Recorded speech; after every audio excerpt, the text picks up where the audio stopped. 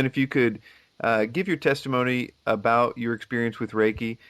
Take as much time as you need, maybe what got you into it, what you saw within it, and how you got out of it. I know it's kind of a broad question, but if we could just start there and give people an idea of your experience so they know where you've come from. Okay. Well, I got into the occult. It just started with my palms being red and somebody telling me I was a light worker, a nurse that I worked with at the hospital. She told me that. Then I started kind of being a medium, took classes, trying to learn how to talk to the dead. The devils will make you think that you're more special than you are, and this is a common thread. They always try to make you think you're really, really special. Oh, you're very psychic, and it's been running in your genes, and you've had thousands of past lives, and you were always a healer. And first words you hear is the healer word, and it's like, oh, okay, I'm a healer. So you start going, and then I met a lady that actually did Reiki. So I had my first Reiki treatment, and I was sold. And then she just so happened to be having a class not too long after that, and asked me if I wanted to become a Reiki practitioner. And the spirits I was talking to, they said, oh yes, this is your destiny, this is what you need to be doing. I completely turned my life over to these beings that I was talking to named Abraham. They got, so I took the class. Of course, it cost me $350. It wasn't free. And, we learned how to do this Reiki, and it was very interesting, very, very powerful, very class. She gave us a bottle of water, and we ran energy to this bottle of water, and then we drank the water. And so, Chris, I can't even put it into words how deceptive and how cunning and how what's the word I'm looking for, enticing that all this is. And then it was like, I think I started talking to a specific light being. I'm not going to say his name anymore. I think I've told you before. We'll say for the audience, I'm going to say this demon's name. His name was Nebu, Nebu, and then he started guiding my life, and I basically just turned it all over to him. And once I had my Reiki attunements, and that's where they actually the Reiki practitioner that's doing the class, the master, put symbols into your crown chakra, which is supposedly the chakra. It's like it's like a tornado sort of on the top of your head, and this is where all the symbols go.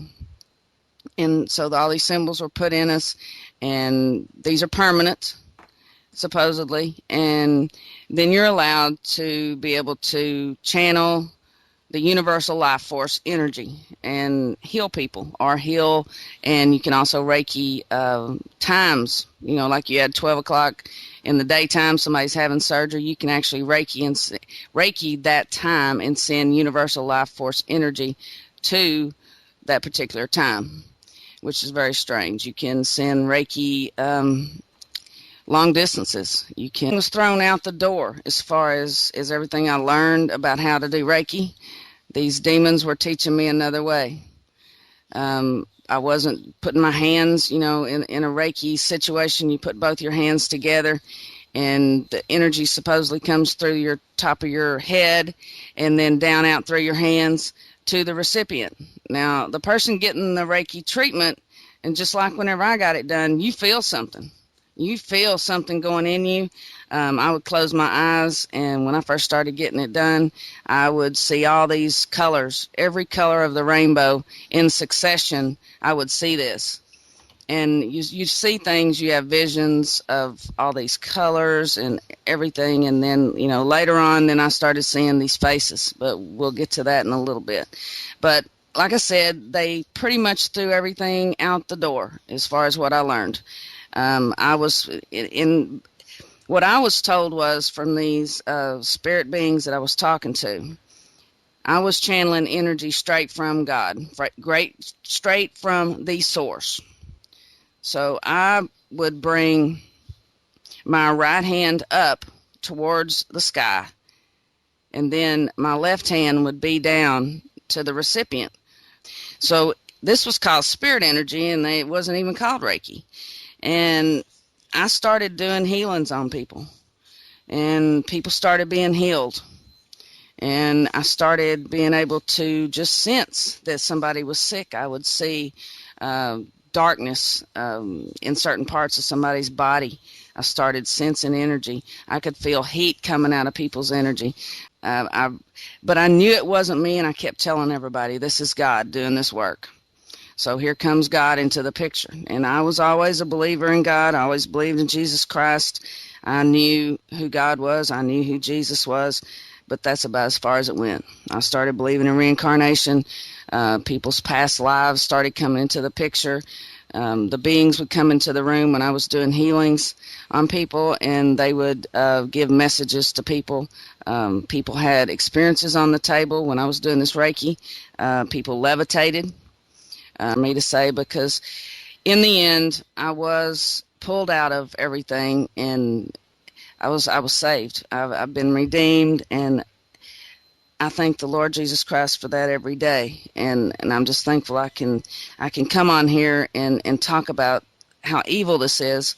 You know, I see all kinds of stuff where Christians are practicing this, and this really this scares me, because people don't have any idea what they're doing, bringing these demons into their lives.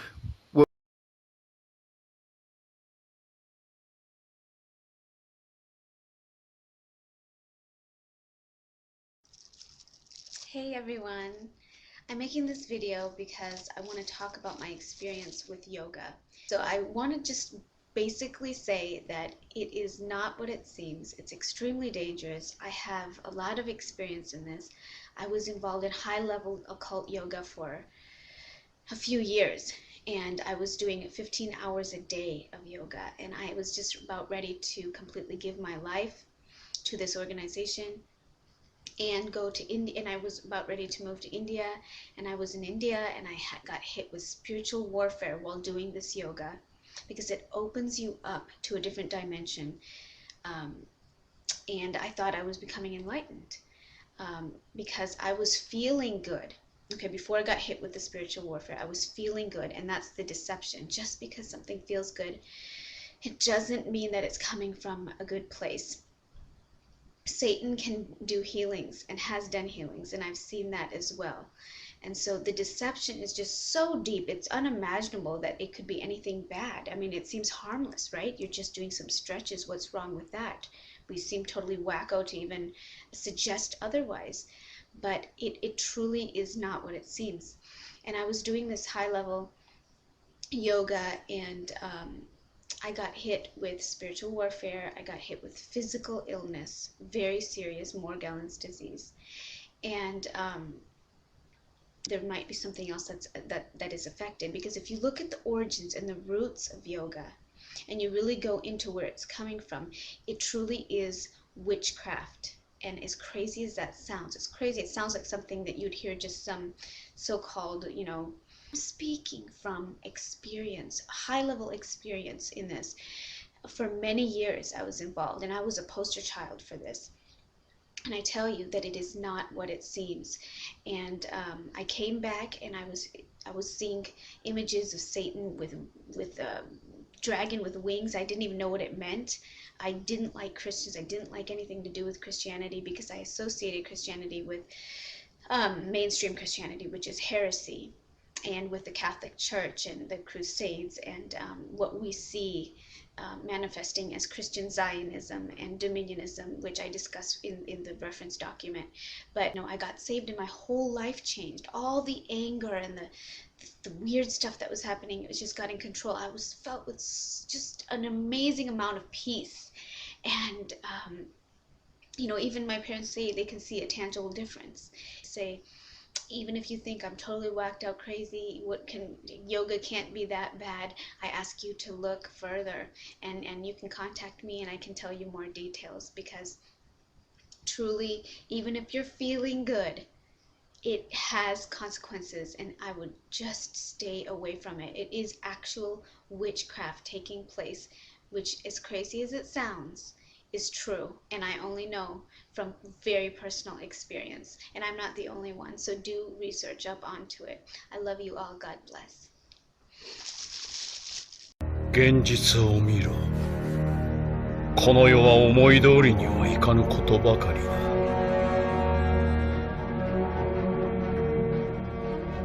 生きれば生きるほど現実も苦しみと痛みと虚しさだけが漂っていることに気づく。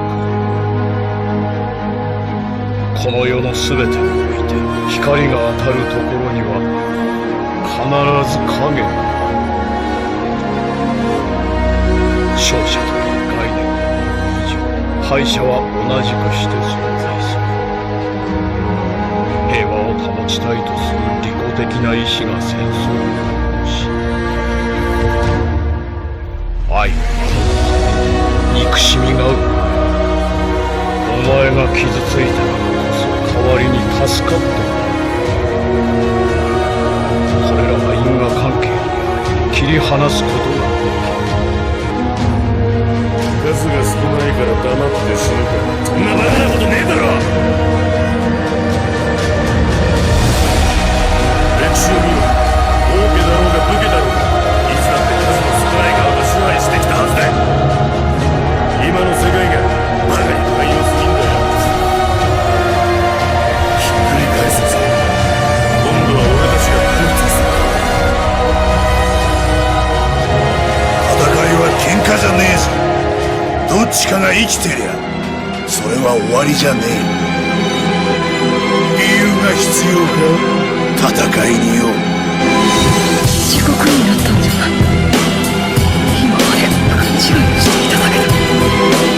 最初からこの世界は地獄だ。強い者が弱い者を食らう。この世界で強くあろうとした。弱い僕を助けてくれた。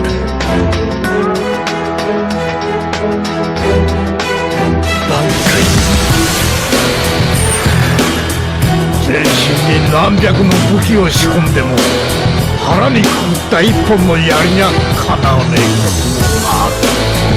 俺はさ、いつもいいんだ。俺がなるって決めたんだから。そのために戦って死ぬんならいい。ふざけんな。師匠、俺の先生を、俺の仲間を、俺の里を。こんなに仕上がったお前なんかが偉そうにほざいてんじゃねえ。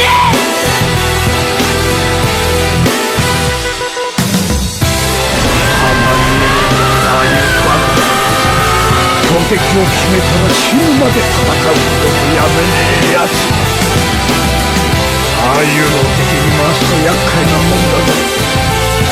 この勝負勝つにせよ負けるにせよ、俺はああいうやつだ。